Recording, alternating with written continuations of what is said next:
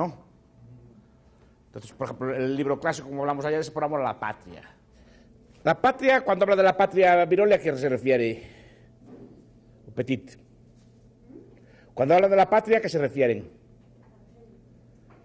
¿A amor a nuestra nación por nuestra nación o al amor a las leyes y a las normas, a las costumbres de nuestra nación? ¿O amor a la constitución de nuestra nación? ¿A qué se refiere? Bien. Pregunto es cómo se puede amar algo así abstracto, un conjunto de leyes, un conjunto de papeles. Es decir, ¿eso cómo se construye? Eso tiene... el amor a los principios. Sí, pero el problema es, en mi opinión, tal como entiendo no por Petit, sino por ejemplo Aurelio Arteta y otros personas que estudian el republicanismo, es que tiene que ser construido a través de la llamada educación para la ciudadanía. No es solo amor a la patria, es que hay que construir el amor a la patria, hay que educar, y de hecho, no tanto Petit, pero sí que otros republicanos quieren construir una educación cívica para la ciudadanía, educar a los niños en la escuela a través del amor a la patria y el amor a estas cosas que le gustan tanto al señor Alain, ¿no? Pero claro, eso implica educación obligatoria, implica currículum obligatorio, implica unos valores normativos obligatorios. ¿Y por qué hay que educar a los niños en esos valores?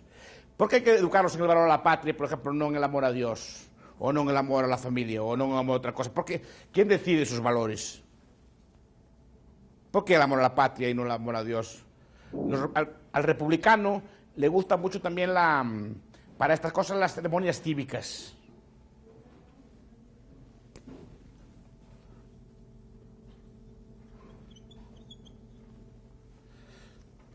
Esto lo inventaron los franceses, como ya les dije ayer. Les gustan mucho las ceremonias. ¿Oyeron hablar del concepto de religión política? ¿Alguno de ustedes leyó o oyó hablar de un señor que se llama Michel Bourleigh?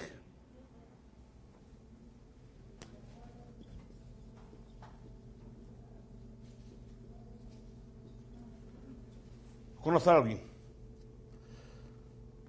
Un libro que se llama Poder Terrenal y otro libro que se llama Causas Sagradas. Explica cómo se construye todas las religiones políticas.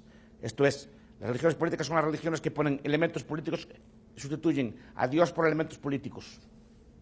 Entonces, en vez de prestarle culto a Dios o al que sea, se le presta culto pues, a la patria, a la nación, al Estado, o a la clase o a la raza, que hay muchas formas distintas de llamarlo. Son las religiones políticas.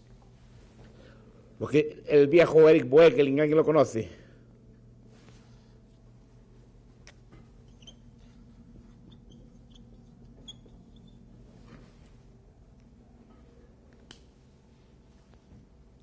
La nueva ciencia de la política, se llama así el libro, no lo conoce nadie. Lo que le llama él inmanentar el escatón. Las religiones tradicionales, las religiones monoteístas o cualquier religión tradicional, ¿es inmanente o es trascendente? Trascendente. Trascendente. Eso quiere decir que el escatón, esto es lo que hay más allá, es trascendente, está más allá. Quiero decir, nosotros, las religiones, hablamos de todas las religiones, como dijimos allá, tienen cielos, infiernos, castigos, cosas así de este estilo, ¿sí o no? Hay un premio, un castigo, que es que ordena la vida. Toda religión tiene algún tipo de premio, castigo, ultraterreno. Las religiones tradicionales son trascendentes, están más allá. Como decía el viejo Juliano, más allá de este mundo, que es un libro que se llama así, ¿no? Entonces, las religiones, lo bueno que tienen es que prometen paraísos, castigos, y purgatorios, genas, seoles, todo tipo de cielos en el más allá. Pero están en el más allá. Nadie volvió a decir que era falso. Bien, la religión política moderna, ¿cómo es? Inmanente o trascendente. Inmanente, ¿por qué? El premio, ¿cuándo se da? Ahorita, en la tierra. Es decir, o sea, el paraíso socialista, cuando llegue el socialismo, ¿cuándo se verá? Se verá aquí en la tierra y pronto. Entonces, por un lado la capacidad de movilización es muy grande, pero por otro lado también el fracaso es muy grande. Ahí se estudian las religiones viejas. Pero las políticas modernas son inmanentes. Entonces, se crea un proceso de religión política en el cual la figura del Estado sustituye a la figura de Dios. Pero también se puede hacer, por ejemplo, con la raza, como hicieron los nazis, o con la clase obrera, como hicieron los comunistas. Se trata de crear pues, un paraíso para la raza aria o un paraíso para la clase obrera. Entonces, el Estado, la República, o como quieran llamarlo, sustituye eso, sustituye a Dios. Ya hablamos aquí del culto de la tría y estas cosas así, ¿no? ¿Sí o no? ¿Ustedes fueron una vez a una iglesia? Sí. Bien, las iglesias cristianas tienen culto, supongo que sabrán, culto de la tría, de Dulía y de Superdulía. Supongo que lo conocen, ¿no? Culto de Dulía es el culto que se da a los santos, culto de Superdulía es el que se da a la Virgen María y culto de la tría es el que se le da a Dios. Bien, ustedes si entran a una iglesia o van a una misa, ven que según la parte de la misa tienen que ponerse de pie, tienen que ponerse de rodillas, o sea, se le va dando culto. Cuando está Dios delante tienen que ponerse de rodillas, culto de la tría. Bueno, el culto de la tría es el que se le da a los símbolos del Estado a día de hoy. ¿Sí o no? ¿Qué quiero decir? En España, aquí en Guatemala, ¿pueden quemar una bandera de Guatemala? No. ¿Culto de qué? Pues un trozo de tela. Es un trozo de tela. Es como una blasfemia. Y tiene el mismo delito que una blasfemia. No, ahora pueden quemar un Cristo o una imagen, pero no pueden quemar una bandera. Es lo que dice Nietzsche, que antes rezaban para que les cayera. No, es que Nietzsche habla de eso cuando habla en el Zaratustra de la muerte de Dios. Él dice, antes se le rezaba a Dios cuando se tenía hambre, ahora se hace fila en el Estado y se le pide por favor que nos dé de comer. Es la sustitución de un valor por otro. Un himno, cuando suena un himno, que es una música, no hay que ponerse de pie y poner así la mano y así. ¿Y eso qué es? ¿Eso cómo le llaman? ¿Culto de qué? De la tría. Igual que se ponen de rodillas delante de Dios, se ponen de pie con el himno, o le prestan acatamiento a un trozo de tela llamado bandera. Y después hacen ceremonias, un desfile que es sino una procesión.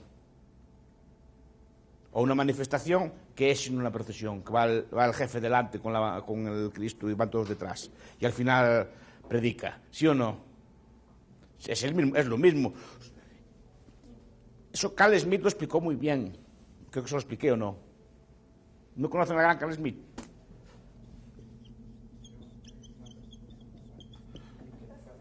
¿Cómo?